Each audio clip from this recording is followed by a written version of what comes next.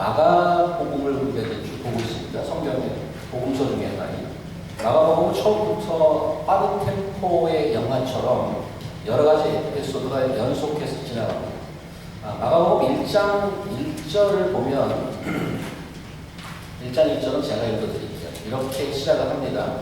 하나님의 아들 예수 그리스도의 복음의 시작이다. 크리스천이티 기독교는 is all about Christ. 기독교는 그냥 예수에 관한 편의상 종교라고 보면 종교라고 할 수 있습니다. 믿음이 없는 분들이 보면 왕신도라고 부르기 딱 맞습니다. 맞습니다. 왜냐하면 다른 거 별 생각 안 하기 때문에. 결혼보다 조금 더 셉니다. 결혼을 미치지 않으면 못하잖아요. 다른 게 안 보이잖아요. 예수를 따른다는 것은 예수님이 확 들어오는 겁니다. 1장 1절처럼 하나님의 아들, 예수가 도대체 누구냐? 하나님의 아들이고 그리스도는 메시아라는 뜻인데 유대인들이 오랫동안 자기들이 눌려있었는데 다른 나라에 눌려있던 자기들을 해방시킬 메시아를 기다렸는데 그 메시아라고 소개를 합니다. 지금도 유대인들은 예수를 메시아로 믿지 않죠. 그래서 컨트로버시얼한 건데 어쨌든 예수가 하나님의 아들이고 그 메시아라고 소개를 하고 지금 3장까지 왔어요. 그러면 정말 그런가 하고 그 쭉 이야기를 통해서 알려주는 건데 세 가지를 그 특징을 정리해서 드릴게요. 인트로를 한 겁니다. 예수님이 여러 가지 사건과 여러 가지 사람들을 컨프론테이션 하면서 여기까지 왔는데 첫 번째 특징은 뭔가 하면 병자들이 많았어요. 기억하시나요? 베드로의 장모가 열병에 걸렸고 그 다음에 중풍병자 친구들이 내려왔던 그다음에 손 받은 사람 여러 병자들을 고쳤던 그런 스토리가 있고 그 다음에는 11초 영계가 등장합니다. 예수님이 처음에 등장해서 40일 동안 금식하면서 사탄에게 시험을 받는다고 되어 있어요. 사탄에게 시험을 받고 그 다음에 예수님이 가는 곳마다 귀신 들린 자들이 등장해요. 오늘도 본문에 나타나지만 그 다음에 세 번째 특징은 그 당시 유대교를 잡고 있던 종교 지도자들과 갈등 구조가 있습니다.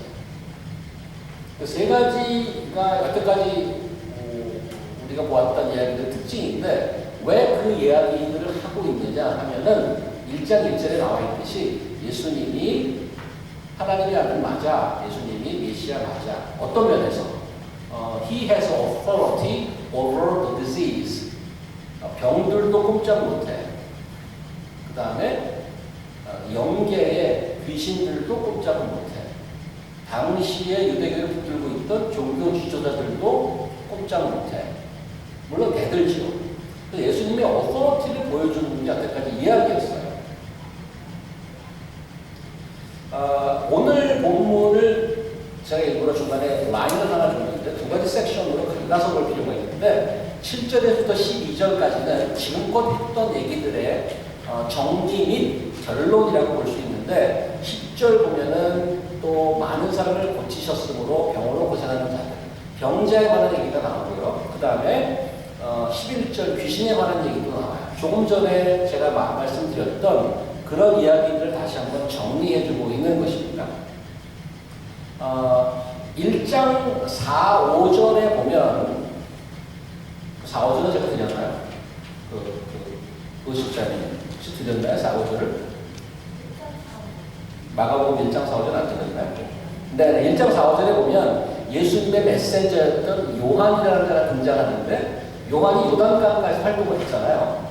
요단강가에서 활동을 했는데 그때 그 요단강이면 상당히 외진 곳이에요. 시티에서. 예루살렘 상당히 외진 곳인데 그때 성경이 뭐라고 되어 있냐면 이렇게 되어 있습니다. 요단강에서 대중을 만날 때 온 유대 지방과 예루살렘에서 나왔다 이렇게 되어 있어요. 그러니까 많은 사람 굉장히 멀리 나온 거예요. 요한을 보러. 말하자면 지금 뉴욕에서 업스테이트 뉴욕에 누가 나타났다고 가서 보는 거랑 마찬가지예요. 일부러 가서. 그런데 오늘 그 본문 중에 지역 이름이 나와요. 8절 보시면 유대와 예루살렘 예루살렘과 이두메와 요단강 건너편과 또 두로와 시돈 근처에서 많은 무리가 그가 하신 큰 일을 듣고 나오는지라. 우리는 사실은 지리를 잘 모르기 때문에 it doesn't mean much to us. 그래서 제가 지도를 좀 갖고 왔습니다. 지도를 보여주시겠어요? 잘 보이실지 모르지만 이 우리나라처럼 이스라엘은 남북으로 조금 이렇게 나 있어요. 그러니까 어떻게 이게 안 되는데 보시면 지금 이 갈릴리 호수와 밑에 데드시 그 사해랑 중간에 연결된 라인이 요단강입니다. 요단강이 아래를 연결하고 있어요. 주로 위에 있는 갈릴리라는 지방에 예수님이 활동 무대입니다. 활동 무대인데 지금 오늘 본문에 뭐라고 나와 있냐면 여기 지금 예루살렘 여 밑에 있잖아요. 예루살렘 여기 있고요. 그 다음에 온 유대와 여기서부터 글로 올라가는 거죠. 예수님을 보고 그 다음에 이두미아는 더 밑에 쪽에 남부예요. 그 다음에 요단강 저편 쪽 이쪽에서도 가고 저기 보면은 두로와 시돈이 저 위에 있어요. 그러니까 갈릴리를 중심으로 동서남북 전체에서 예수님께 왔다고 돼 있어요. 그러니까 요한이 나타났을 때 온 유대와 예루살렘에서 왔던 것보다 요한이 이렇게 고백했었죠. 뭐라고 고백했냐면 나보다 더 능력 많은 시기가 올 것이다. 뭐 일단은 지리적으로 봐도 그 영향력이 굉장하다는 것을 볼 수가 있습니다. 자, 그러면 지금까지 예수님의 권위에 대해서 얘기했다면 이제 앞으로 어떤 얘기가 등장하는가 하면 그 예수님의 권위 있는 분이야? 권세 있는 분이야? 그러면 어떻게 반응할 것인가? 그런 예수께 반응하는 사람들이 시리즈로 나올 거예요. 그런 예수, 그렇구나 하고 따라가는 사람이 있는가 하면 반대해서 나는 저거 아닌 것 같은데 하고 완전히 반대하는 무리가 있을 거고 아니면 별로 신경 안 쓰는 분들이 있겠죠. 그냥 뭐 팔짱 끼고 멀리서 그런가 보다. 사실은 요즘도 마찬가지예요. 지금 뭐 제가 말씀을 드리지만은 이 뉴욕에서도 열심히 이렇게 주일 오후까지 나와서 예수님을 따라오자 하고 막 있는 무리가 하면은 이 무리가 있는가 하면은 예수라면은 학을 띄고 주먹을 쥐고 또 반대하는 분들도 있어요. 그렇지 않으면 일반적으로 대부분은 I don't care. 그렇죠. 성경에 나온 거랑 똑같아요.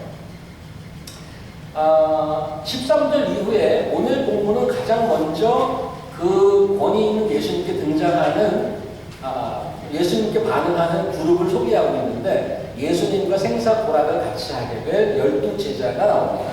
12사도를 세우는 얘기인데 13절 보시면 이렇게 되어 있죠. 또 산에 오르사 자기가 원하는 자들을 부르시니 나오는지라 이렇게 되어 있어요. 당시의 제자와 스승 관계는 요즘 대학이나 혹은 PhD 지원하는 것과 비슷했습니다. 무슨 말인가 하면 학생이 원하는 학과를 선택하고 선생을 선택하는 겁니다. 학교가 학생을 선택하는 게 아니에요. 요즘 그래서 내가 지원하잖아. 내가 학교를 골라서 지원하고 우리 교회는 특별히 뭐 공부 많이 하시는 분들이 많이 계셔서 내가 선생을 골라. 내가 연구 분야를 리서치에 선생을 골라서 거기에 지원한단 말이에요. 그 학생이 선생을 고르는 스타일이에요. 유대교 문화가 그랬어요. 제자가 랍비를 선택합니다. 오늘 본문을 보면 예수님과 제자들의 관계는 달라요. 제자들이 예수님을 찾은 것이 아니고 예수께서 제자들을 불렀다고 되어 있습니다. 이미 1장에서 우리는 예수께서 제자들을 부르는 장면을 보지 않았습니까? 시몬과 안드레 형제, 어부였던 그 사람들 불렀죠. 그 다음에 당시 갈릴리 어촌에서 피싱 비즈니스를 하던 세베대의 아들 요한과 안드레 형제도 불렀고 세리 마태도 마찬가지죠. 자기 사무실에서 일하다가 주의 부르심을 받고 제자가 되었습니다. 그럼 제자가 선생을 선택하는 것과 선생이 제자를 선택하는 것과 어떤 차이가 있나요? 유대 문화를 본다면 랍비를 택하는 제자들의 목표는 분명했습니다. 목표가 뭘까요? 랍비들이 여러 있을 거 아니에요. 당시 랍비들은 선생이라고 불리는 랍비들이죠. 랍비들이 있는데 나는 그 랍비를 자기가 이렇게 불러보고 자기가 선택해서 거기 가서 제자가 되는 거예요.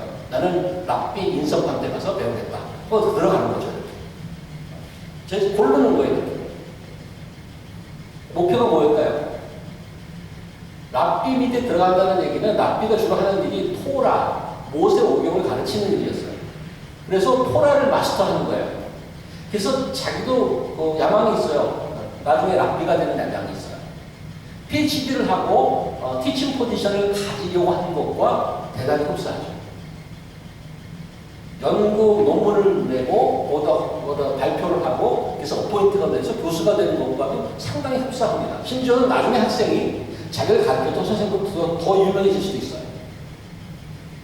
저는 70년대 말에 대입을 준비했던 대단히 나이가 있는 인간인데 그때 당시 대입 준비는 대입 단과반이 대세였습니다. 지금 종각, 종로 1가인가요? 종각이면 광화문에 조금 지나가서 지금 머릿속에 기억을 하는 겁니다. 종로 1가 그때 당시에 화신백화점이라고 있었어요. 그 이후는 잘 몰라요. 거기 1가 종각, 그 다음에 거기 종로서점, 영풍문고 지나서 YMC가 있어요. 종로 2가에. 그 다음에 조금 더 내려가면 그 한국 발음으로 허리우드 극장이라고 있어요. 종로 3가까지. 그 뒤쪽 블럭이 학원가였어요. 권사님 학원에 다니셨나요? 대입할 때 다니셨잖아요. 그죠?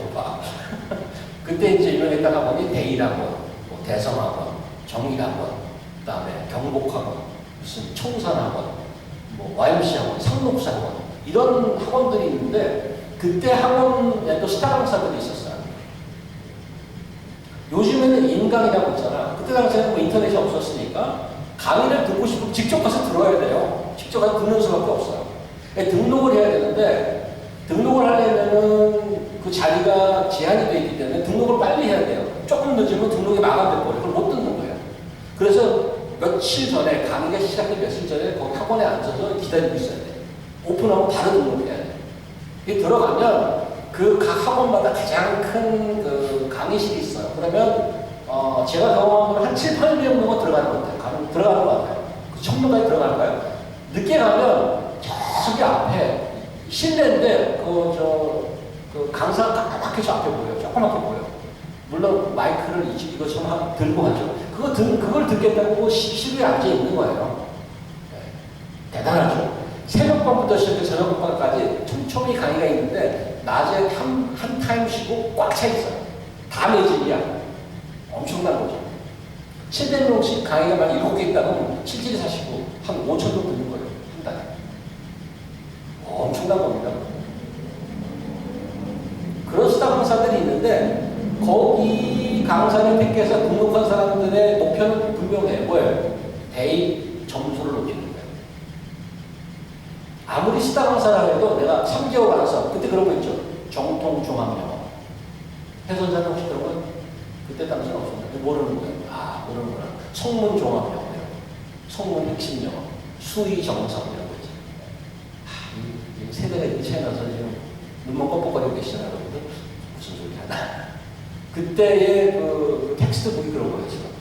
영수 과목. 그런데 선생이 학생을 부르는 건 없어요. 학생이 선생을 주주해서 듣는 거예요. 그리고 자기가 원하는 데서 떠나버립니다. 13절 보시면 오늘 본문 보세요. 또 산에 오르사 자기가 원하는 자들을 부르시니 이렇게 돼 있어요. 여기 보면은 영어로 보니까 13절 밑에 영어로 보시면 And he went up to on the mountain and called to him those whom he desired. 다른 버전에는 want라고 되어 있는데 원어에는 will에 가깝습니다. will이 가깝습니다. 자신이 뜻한 자들을 부르셨다 이겁니다. 스승이 제자를 택한 것입니다. 물론 부름 받을 학생들이 어떤 생각을 갖고 있는지가 결코 가볍지 않은 사안이지만 예수를 따른다는 삶은 전적으로 우리를 부르신 예수님의 뜻에 의한 것입니다. 하나님의 전적인 주권이 우리 자신의 뜻보다 앞서 있다는 것을 기억하십시오. 우리는 다 오늘 시간 맞춰서 이 자리에 왔어요. 물론 내 뜻대로 왔습니다. 근데 사실은 내 뜻대로 내 발로 걸어왔어요. 그렇지만 그 이전에 우리를 움직이는 큰 하나님의 뜻이 있다고 성경은 말하는 거예요. 오늘 2019년 7월 마지막 주일입니다. Last Sunday of July 2019. 제가 GCC라는 교회, 복음을 한다는 교회 강단에 이렇게 서 있습니다. 글쎄, 이 자리에 서 있는 제 모습 중에, 지금 현재 내 모습 중에, 내 뜻이 몇 %나 반영되어 있는지 모르겠어요. 과거에 내가 가졌던 내 뜻. 제 인생의 터닝 포인트라고 한다면 한국을 떠났던 1985년일 겁니다. 여러분들 태어나지 않은 분들도 있을까? 그때는. 한국을 떠난 1985년이 제 인생의 굉장한 터닝 포인트였다는 것은 부인할 수 없어요. 제 생각은, 그때 나의 내 생각은 지금 기억해보자면, 영어 한 2년만 하면 밥 먹고는 살지 않겠나. 그게 제 뜻이었어요.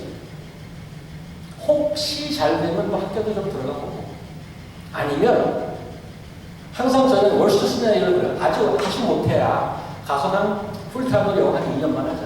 야, 밥 먹고 2년만 하면 뭐 영어가 안 되겠어? 이제 나중에 깨달은 건데, 2년 영어해도 안 되더라고요, 사실. 여러분들 경험하시잖아요. 20년 해도 잘 안 돼, 버벅거리고. 근데 그런 생각으로 나왔어요.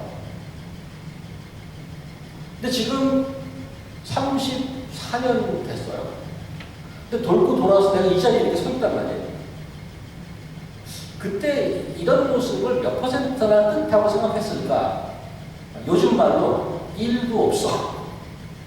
지금 내 모습이. 그때 당시에 어떤 생각을 하고 나왔나를 생각해보면 전혀 없어요.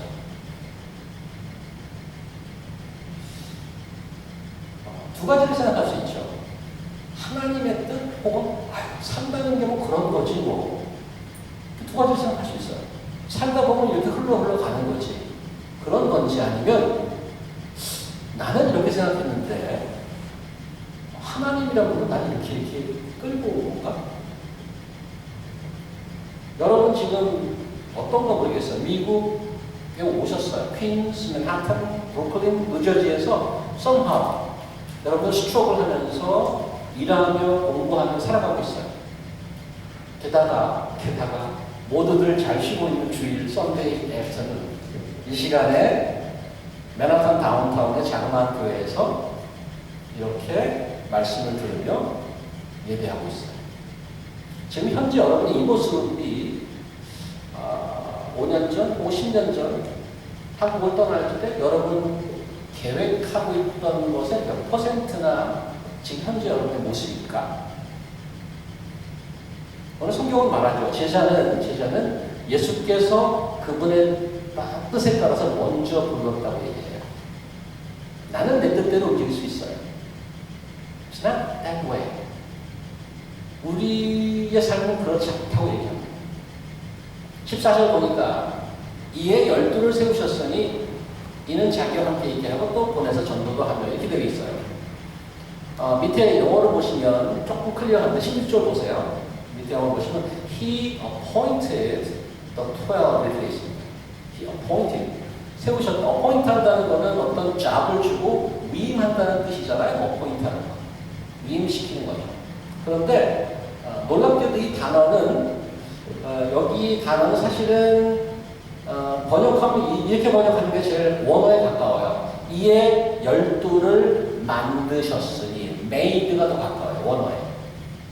근데 제가 지금 말하는 made라는 단어는 더 significant한 거는 원어는 made라고 되어 있어요. 이에 12를 만드셨으니 이렇게 되어 있다고요. 근데 그 만들었다는 단어는 창세기 1장 1절의 단어와 동일해요. 태초에 하나님이 천지를 어떻게 창조하셨느니라 하는 그 단어와 동일한 단어예요. 근데 보통 제자를 세우셨으니 훨씬 더 우리말로도 자연스러워. 제자를 창조했으니 잘 어울리지 않아. 그러면 성경은 의도성을 갖고 그 말을 쓴 거예요. 왜? 그런 말을 잘 안 쓰거든. 그럼 무슨 의미일까라고 생각해야 되는 거지. 왜 그 단어를 썼을까 거기에. 제자를 만들었으니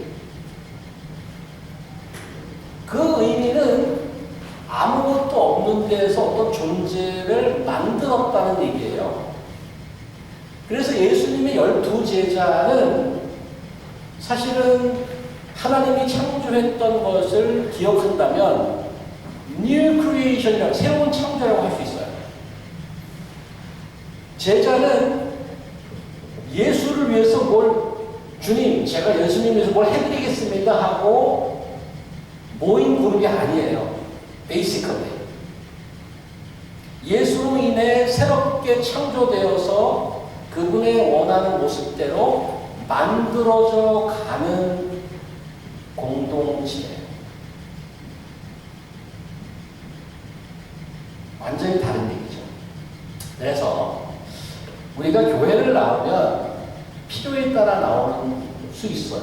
It is possible. 내가 뭐가 필요해서 그래서 도움을 받으려고 나올 수 있어요. 근데 그걸 다 포함해서 사실은 내가 뭐 도움을 받고 뭐해서 나온다기보다 훨씬 내가 생각해보지 못한 다른 하나님의 뜻이 거기 있어요. 내가 이 나오는 것은 하나님이 나를 만들어가는 part of His new creation. 나를 만들어가는 거예요. 제 예를 들었잖아요. 난 한 2년만 영어 공부하면 밥은 먹고 살겠다 라고 생각했는데 지금 이렇게 살고 있어요. 이게 그 두 가지 인생에 보면 우연히 하다 보니까 몇 가지 불러왔지 뭐 이렇게 생각할 수 있고 성경의 말이 정말 맞는다면 하나님이라는 분이 내 인생을 빚어져가고 만들어가는 거예요. 여러분도 마찬가지예요. 여러분 미국에 올 결심을 몇 년도에 하셨나요? 언제 하셨나요? 계획대로 진행되고 있는 건가요?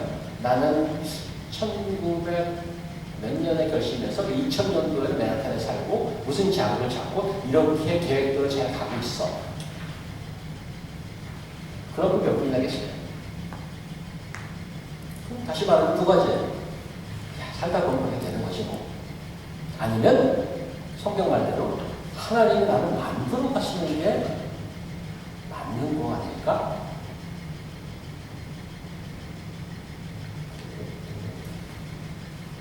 만들어 놓기만 하나요? 모든 창조는 목적이 있죠. 꼭 하나님의 창조가 아니더라도 지금 여러분 눈에 보이는 모든 물건이 엄청 많아요. 그죠? 이 물건 중 눈에 보이는 것 중에 목적이 없는 물건은 없어요. 목적이 사용되는 목적이 있는 거를 사용한다고 그러잖아요. 여기다 끼고 사용하는 거. 근데 이 목적에 맞지 않게 사용하는 거를 뭐라고 그러냐면 어비유즈라고 그러잖아요. 그래서 이걸 들고 누굴 때린다든가 그렇게 만들지 않았어요. 골프채를 들고 누굴 때린다든가 이렇게. 저거는 아름다운 색깔을 칠했어요. 빛을 비추기 위해서 만들었어요. 이 의자는 뭐예요? 이렇게 앉기 위해서 만들었어요. 제가 학교 다닐 때 유행했던 아이들의 습관이 있었는데 볼펜 돌리기. 여러분 볼펜 돌려보지 않았나요? 한 번에 안 떨어뜨리고 몇 번씩 돌리나. 심지어는 이렇게 탁탁탁탁 하면 이렇게 막 이렇게 왔다 갔다 하는 손가락을 5개는 막 그걸 엄청나게 연습하다가 애들. 요즘은 잘 안 하는 것 같아요. 왜냐면 다 인터넷이 있기 때문에 재밌는 게 있기. 그때는 재밌는 것도 없었어요. 막 이거 돌리는 거야. 했어요. 그 다음 스카이프 공부하고 다니고 그랬다고요. 그 옛날에. 근데 어떤 친구 하나가 정말도 놀랍게도 굉장히 크리에이티브한 친구였어요. 볼펜을 돌리다 못해서 또 옛날에 우리 교실 청소를 했잖아요. 마대자로. 청소를 하면 그 마대자루 밑에 걸레가 이게 팔씩에서 빠져요. 빠져서 빨래터로 넣어놓긴 하는데 그러면 봉만 나오잖아. 봉을 돌리고 있어요. 봉을. 돌리던 친구가 있었어요. 그 기억이 나. 그 굉장히 우습게 보이는 거예요.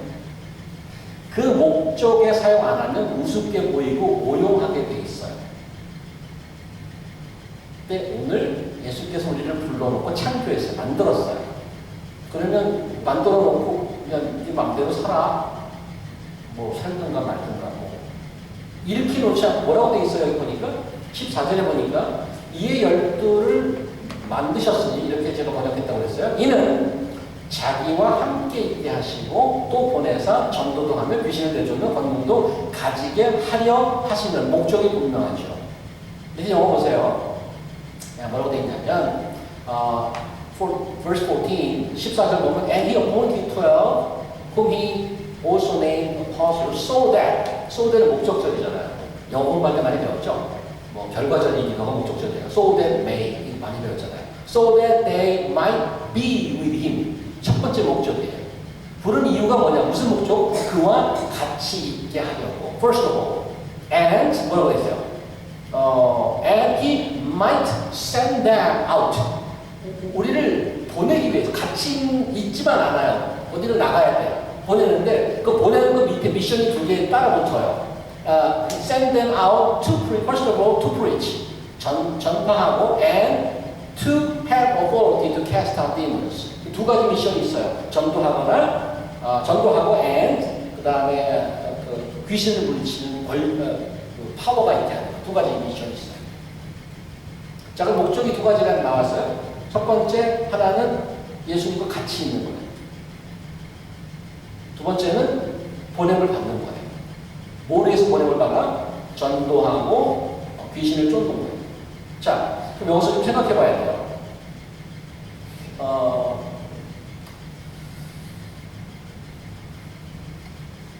같이 있는 게 무슨 뭐 특별한 것 같지 않아요. To be with him. 그래서 뭐 그냥 같이 있으면 굉장히 보링하겠는데, 기도하겠는데. 같이 있는 것을 목표로 따로 얘기해요. 사실은 뭐 전도하게 하면은 같이 배워야 전도를 할 거 아니에요. 거기에 같이 있는 게 포함되어 있지만 일부러 따로 썼어요. So that they might be with him. 그게 목적이야. 클리어한 목적 중에 하나야. 근데 I wonder if you know that is the purpose of you are here. 예수님께 뭘 배우거나 뭘 도움을 받거나 내 야망을 뭐 하거나 이런 클리어한 목적이 있는 것 같았는데 성경은 뭐라고 하냐면 Come be with me. 그게 얘기야. 나랑 같이 있자. 나랑 같이 있자. 여러분이 살아가면서 보내는 시간이 있고 또 같이 보내는 사람들이 있고 또 하는 일들이 있을 거예요. 근데 나를 만드신 예수라는 분과 함께 있는 시간을 생각해 본 적이 있는가? 아니면 나는 그냥 뭐 파워만 달라고 그냥 갖다 쓰기만 하는지 생각해 볼 필요가 있죠. 그 다음에 이제 그 전도 보냄을 받는데 전도하라고 되어 있는데 여기 한글로 보니까 전도도 하면 이렇게 되어 있어요. 사실 전도한다는 것은 아까 1장 14절에 혹시 14절을 제가 드렸나요? 14절에 예수님이 처음에 설교가 서머리에 이렇게 되어 있어요. 요한이 잡힌 후 예수께서 갈릴리에 오셔서 하나님의 복음을 전파하여 이렇게 되어 있는데 그 전파한다는 말과 오늘 여기 전도한다는 말과 사실은 동일한 단어입니다. 무슨 말인가 하면 예수께서 하신 일을 똑같이 제자들로 하는 것입니다. 한 가지 분명히 기억해야 될 것은 제자들이 전하는 말씀은 예수님께서도 그렇게 하셨듯이 퍼블릭 티칭을 말합니다. 복음이란 어떤 말로 표현하기 힘든 어떤 미스테리한 것이 아닙니다. It can be articulated.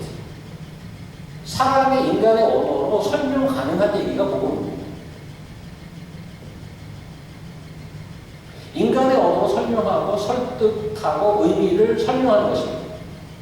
그 복음을 전하는 일은 하나님의 기독교에서 복음을 전하는 데 어떤 굉장히 신비한 부분이 없지 않아 있습니다. 하지만 basically, substantially, essentially, what I'm saying, essentially 뭔가 하면 복음이란 인간의 언어로 충분히 설명 가능한 거고 복음을 전하는 것은 개인적이고 주관적인 경험을 얘기하는 것이 아닙니다. 일단은.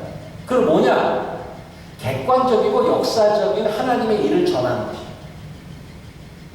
두 가지 생각하셔야 돼요. It's not about your subjective feeling. Rather, you are asked to preach God's objective and historical work. 하나님의 객관적이고 역사적인 일을 전하는 것입니다. 그러면 모든 사람이 동일선상에 있게 됩니다.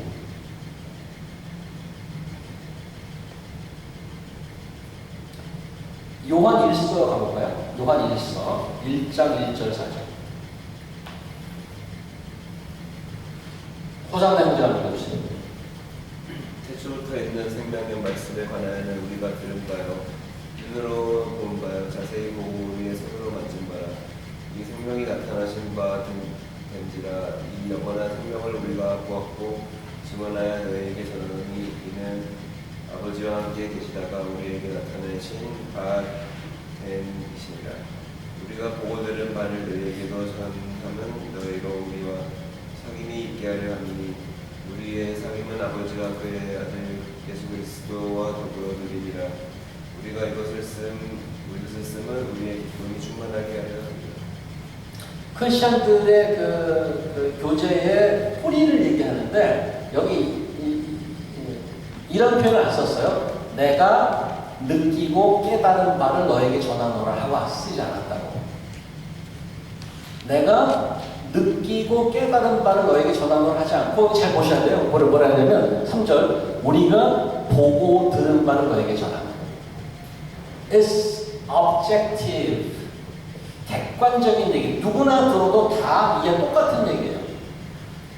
내가 느끼고 깨달은 바라 그러지 않고 보고 들은 바를 너에게 전한다고 그랬어요. 그래서 우리가 어떤 무슨 노하우가 있어서 사람들을 휘어잡는 노하우가 있는 게 아니에요. 내가 쓰거나 누가 쓰거나 똑같은 얘기를 할 수 있어요. 똑같은 내용에 똑같은 얘기. 그게 여기 보면은 이 나누는 걸로 굉장히 기쁘고 충만하대. 그런데 놀랍게도 그 하나님께로부터 받은 보고 듣고 만지고 했던 그 객관적인 사실을 나누는 것이 놀랍게도 우리의 그 펠로우십, 우리의 사귐의 뿌리가 된다는 거예요. 그래서 지금 제가 하는 일이 여러분과 같이 우리를 묶어주는 거예요. 하나님의 말씀을 같이 나누는 것입니다. 내가 산에 올라가서 주목사가 베어마운틴이나 지리산에 올라가서 혼자서 깨닫고 온 거를 시편을 가르쳐드릴게 하고 하는 게 아니에요. 내가 지금 하는 얘기는 2000년 전에 제자들이 하는 얘기랑 똑같은 얘기예요. 그렇게 내려왔기 때문에. 그래서 복음을 전하는 일은 기본적으로 자기만 하는 게 아니고 하나님께서 역사 속에서 하신 일을 전하는 것입니다. 그리고 제자들에게 부르실 때 목적을 정리해보면, 지금 목적을 정리해보면 함께 있게 하고 전도하고 귀신을 쫓는 권능을 갖게 하는 건데, 예수를 믿는다는 것, 예수의 제자됨에 있어서 가장 먼저 필요한 것은 예수와 함께 있는 것입니다. 그게 먼저 나왔어요. 다시 말하면 그분과의 관계 정립이 가장 먼저입니다. 그리고 두 번째가 말씀을 전하고, 세 번째는 그가 우리에게 특별히 권능을 주셨대. 복음을 전하는데 권능을 주셨다는 말은 안 해, 이상하게. 그런데 세 번째 뭐에 권능을 주셨다고 얘기하냐면, 또 보내서 전도도 하며 귀신을 내쫓는 파워, 권능을 주셨다 하고 얘기함으로써 무슨 얘기냐면, 예수를 믿고 따라가는 일을 에브리바디가 박수 쳐주지 않는 거예요. 반대가 있어요. That is the reality. 그러니까 반대가 있는 것을 이겨나갈 힘을 주신다고 약속하고 있습니다. 그게 현실이에요. 우리가 나는 예수를 열심히 하고 잘 믿으면 이제 모든 것이 잘 풀리겠다. 그렇지 않아, 이상하게. 놀랍게도. 반대가 있대. 그럼 나는 반대가 있어서 무너지는 건가? 아니야. 그렇지 않고 대적하고 싸울 힘을 준다고 약속하고 있잖아요, 지금. 그래서 예수를 믿는다는 꼭 순풍에 돛담듯이 긍정적인 부분만 존재하지 않는다는 것을 알아야 되는 것입니다. 자, 그리고 이제 마지막으로 그 16절 이후에 사람 이름이 쭉 나와. 12제자니까 12명의 이름이 나오겠죠. 이제 이 이름을 통해서 몇 가지 조금 생각해 보겠습니다. 먼저 12人이라는 숫자죠. 왜 4명이나 5명, 7명, 10명, 그 좋은 숫자도 있는데 왜 이게 꼭 12명이냐? 왜 12명을 꼭 불렀어야만 하느냐? 여러 가지 설명이 있겠지만 어렵지 않게 짐작하는 것은 예수님의 12제자는 구약에서 연결되는 것입니다. 구약의 이스라엘 백성이 12부족으로 구성되어 있어요. 근데 역사적으로 보면 사실 구약의 12부족이 실패했어요. 이스라엘이 실패했다고. 그런데 12제자를 다시 아까 말한 창조했다고 그랬잖아요. 그래서 실패한 이스라엘을 새롭게 뉴 이스라엘을 만드는 과정이에요. 그래서 누가복음 22장 가볼까요? 누가복음 22장. 인사동장 내려주시겠어요? 네, 아버지께서 나라를 내게 맡기신 것 같이 나도 너희에게 맡겨 너희로 내 나라에 있어 내 상에서 먹고 마시는 부자에 앉아 이스라엘을 이빨을 다스리게 하려. 여기서 내 나라라는 것은 궁극적인 예수 하나님의 마지막 장면을 얘기하는 건데 제자들에게 얘기하는 거예요. 근데 이스라엘은 망했어. 히스토리컬리 망했는데 당시에. 그런데 이 이스라엘을 아직 살아있는 걸로 표현해요. 사실 이스라엘 자체도 사실은 하나님의 나라에 대한 상징이죠. 성전도 상징이고 예수 그리스도의 제자 12명 또 12시한 숫자도 사실 어떤 상징인가 하면 완전수에 대한 상징입니다. 그래서 뉴 이스라엘은 예수 그리스도를 믿는 자들을 전부 통칭해서 뉴 이스라엘이 되는 거죠. 이제는 주이시니스 어떠한 유대인으로 예수 하나님의 백성이 되는 것이 아니고 예수를 믿는 믿음으로 하나님의 백성이 되는 겁니다. 자, 근데 그 이름을 살펴보니까 12명 중 이름이 쭉 나와 있어요. 베드로, 시몬, 야고보, 요한, 그다음에 바돌로메, 빌립, 안드레, 마테, 다데오 이렇게 쭉 나오는데 우리가 성경을 읽다 보면 이제 예수님과 같이 다니면서 많이 활동하는 사람들의 이름이 베드로, 요한, 야고보 3명이에요.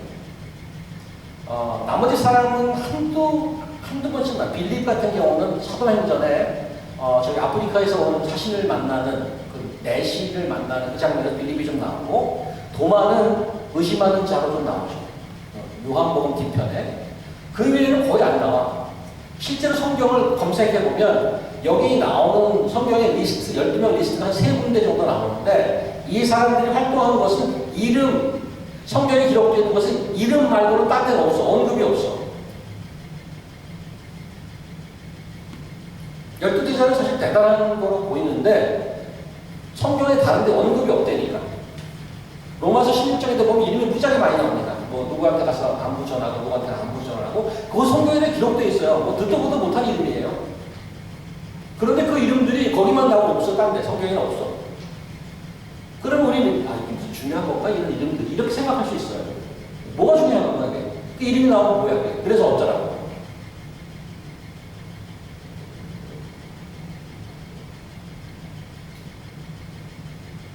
그 12명 중에 지금 이 사람을 다 살펴보면 당시 유대 사회를 지도하고 있던 하이랭킹 종교 지도자급은 하나도 없어요. 그저 어부, 세리, 운동권도 하나 있어. 운동권 이런 그냥 보통 사람들이에요. 이들의 특징이 뭐냐? 특징이 없다는 게 특징이에요. 근데 이들의 유일한 공통점이 뭔가 하면 다 자기 일 있고 하나도 관심이 없던 자들이야. 이들의 공통점이 뭔가 하면 예수 그리스도의 주권적인 파워로 이들을 불러서 뉴 커뮤니티, 새로운 공동체를 만들었다는 거 하나밖에 없어요. 다시 말하면 예수님의 주권적인 부름이에요. 우리 교회가 그러지 않아요. 여러분과 제가 무슨 공동점이 있어요? 어디 딴 데 가서 만날 수 있을까? I wonder. 우리 같은 사람들이 여기서 고집 세고 좀 성질도 있고 다른 데서 만날 수 있을까 모르겠어요. 근데 우리의 유일한 공통점은 somehow 하나님께서 불러서 이를 묶어주셨어요. That's it.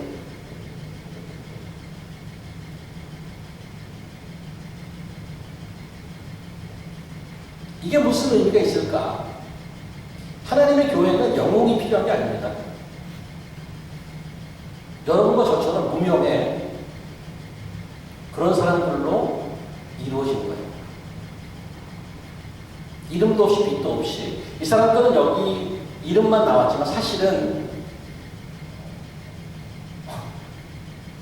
세계 구석구석에 가서 일하다가 아마 세상을 떠났을 것입니다. 기록은 없어요. 하나님의 나라는 영웅을 필요로 하지 않습니다. 하나는 예수 그리스도를 따르는 신실한 종만이 필요합니다. 기록이 없어도 기쁘게 하나님 나라를 소망하는 자들. 마지막 한 가지 가룟 유다에 관한 언급이 있습니다. 19절에 또 가룟 유다니 이는 예수를 판자더라. 마가복음은 저작 시기를 한 AD 60년으로 봅니다. 예수님이 AD 한 30년 전에 승천하셨어요. 예수님이 한국으로 올라가신 지가 30년 정도. 마가복음은 제일 복음서 중에 제일 먼저 저작된 걸로 봅니다. 전체적인 걸 연구해보면 가룟 유다가 자살하고 나서 사도행전에 보면 가룟 유다를 리플레이스하는 그 제자 하나 등장하죠. 누군지 기억하시나요? 부영사님? 그 이름 기억하시나요? 배순자매님? 머리를 만지면 생각나잖아요. 이름이 모범문화님 중 모범생이 안세진 집사님 어떠실까요? 누군가요? 그 가룟 유다를 리플레이스했던 제자 사도행전 2장인가 나오죠. 누구? 마띠아라고 해요. 마띠아. 영어로 메타이스. 근데 그 마띠아는 그러니까 이 마가복음이 쓰여지기 훨씬 전에 이미 리플레이스가 됐어요. 마띠아로 리플레이스가 됐다고요. 정식으로 12명이 됐어요. 그러면 마가의 입장에서는 이거를 30년을 쓰잖아요. 그러면은 마띠아를 쓰고 싶은 생각이 있지 않았을까 생각해보는 거예요. 왜? 유다는 좀 스캔들이야. 어떻게 주님을 배반하고 저렇게 어글리하게 세상을 마칠 수가 있어? 그런데 가룟 유다를 집어넣고 설명까지 붙여서 예수를 판자다. 이렇게. 그래서 생각해보는 거죠. 왜 이런 기록을 여기 별로 기독교에 도움이 안 될 만한 기록을 여기 썼을까? 생각해보죠. 저는 이 성경의 정직성이라고 먼저 봅니다. 성경의 정직성. 그리고 또 한 가지는 이게 교회의 솔직한 모습이라는 거예요. 사실 교회란 성자들, 괜찮은 사람들이 모인 곳이 아니에요. 오늘 지금 얘기했잖아요. 12제자인데 특징이 뭐냐? 특징 없는 게 특징이다. 우리가 뭐 미디어에 나오긴 합니까? 무슨 누가 부르긴 합니까? 저는 가끔씩 이제 LA에 있는 목사님한테 아는 목사님이 있어서 통화를 하다 보면 LA 한번 오세요. 아니 제가 이 뉴욕에서 유명해져야 여기서 불러서 가서 설교하고 부를 텐데 불러주는 데가 없네. 그렇게 얘기하곤 하는데 아무도 불러주는 데는 없어요. 왜? 스타가 아니기 때문에. 유명하지 않기 때문에. 그러나 오늘 본문을 보면 스타를 원하는 게 아니에요. 성경은. 하나님은 그저 하나님의 부름에 순종하고 따라가는 이름도 없이 빛도 없이 그렇게 하나님이 빚어가는 그런 사람으로 돼 있어요. 심지어는 배신자도 나와. 근데 놀라운 것은 이렇게 형편없고 아무 특징이 없는 사람들의 연속임에도 불구하고 지난 2000년 동안 하나님은 우리를 포기하지 않으셨어요. 여러분의 개인의 인생을 보셔도 마찬가지일 거예요. 나는 정말 하나님 앞에 점수 95점 이상은 다 줄 수 있어. 내가 얼마나 잘했는데.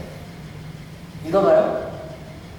내가 지금 벼락맞아서 죽지 않는 게 다행이지. 이처럼 이러지면 지금까지 살아있다는 게 은혜지. 죽어도 옛날 구약에 태어나서 한참 죽었을 거야. 벼락을 맞고 유황불을 맞아서. 지금까지 온 게 은혜라고 고백할 수밖에 없는 인생을 살았단 말이에요. 여기까지 우리를 끌고 왔어요. 오늘 이런 이름을 보면서 그게 위로가 받는 거예요. 스타를 원하지 않는 거예요.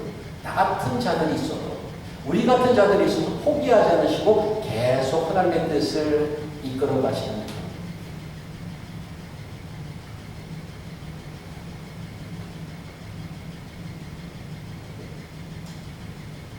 결론을 정리하겠습니다. 예수께서는 이 세상 아무도 갖고 있지 않는 하나님의 아들로서의 권세를 보여주셨습니다. 병을 고치고 귀신을 쫓아냈습니다. 이 세상의 종교에 경고를 줬습니다. 마가는 이제 자 그런 분을 누가 따라갈 것이냐, 누가 반대할 것이냐, 누가 관심 없어 할 것이냐 조정할 텐데 12제자를 우리는 만났습니다. 하나님의 새로운 나라를 창조하는 첫 걸음으로 예수를 따르는 공동체를 창조하셨는데 나의 비전, 나의 뜻, 나의 아젠다, 나의 야망을 이루는 수단으로 우리는 사실 여태까지 살아왔습니다. 심지어는 교회까지. 야 40일 기도하면 뭐가 된대. 야 일주일 금식 한번 해봐. 너 지금 원하는 기도 제목 다 들어줘. 이런 메시지를 끝도 없이 들으면서 살아왔습니다. 그리고 거래하는 거죠 하나님과. 다 알아요 하나님. 그럼에도 불구하고 하나님은 우리를 포기하지 않으시고 주물러서 만들어서 하나님의 백성답게 만들어 왔단 말이죠. 예수는 그저 자기가 원하는 하늘에 무슨 프로젝트를 하려고 야 하인 좀 우리 리크루트 해라. 하인을 고용하는 게 아니란 말이에요. To be with me. 나랑 이벤처리 같이 살 가족을 만드는 거예요. 백성을 만드는 게 하나님의 뜻이에요. 나가서 하나님이 했던 예수께서 했던 일 너 한번 전달해봐. 네가 보고 들은 것을 한번 증인으로 살아봐. 반대하는 게 많을 걸 이겨봐. 내가 힘을 줄게.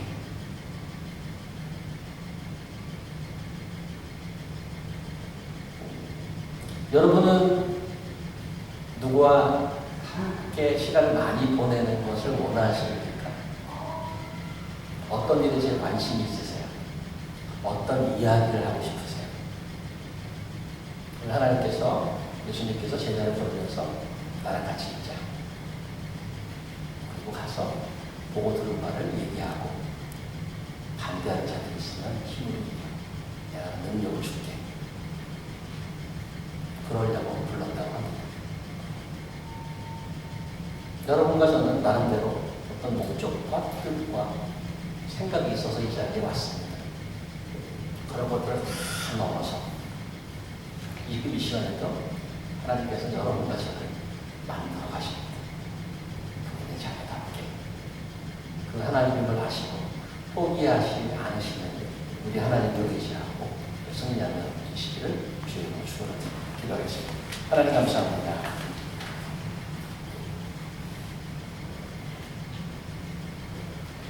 세상의 법으로 하면 우리 낙제점입니다. 이미 누구도 우리를 채용하지 않고 누구도 우리를 선택하지 않았을 것입니다. 하나님의 은혜가 있기에 하나님을 포기하지 않는 있기에 지금까지 만들어주신 하나님 감사합니다. 끊임없이 나는 내 뜻대로 내 마음대로 살아가지만 하나님께서는 저를 아시고 우리를 아시고 하나님의 모습대로 만들어 가셔서 이 자리까지 오게 하신 것 감사합니다. 그 하나님의 뜻을 더 깊이 이해하고 생각하고 이제 기쁨으로 따라가는 철든 하나님의 자녀들에게 인도해 주시옵소서. 예수님 이름으로 기도합니다. 아멘.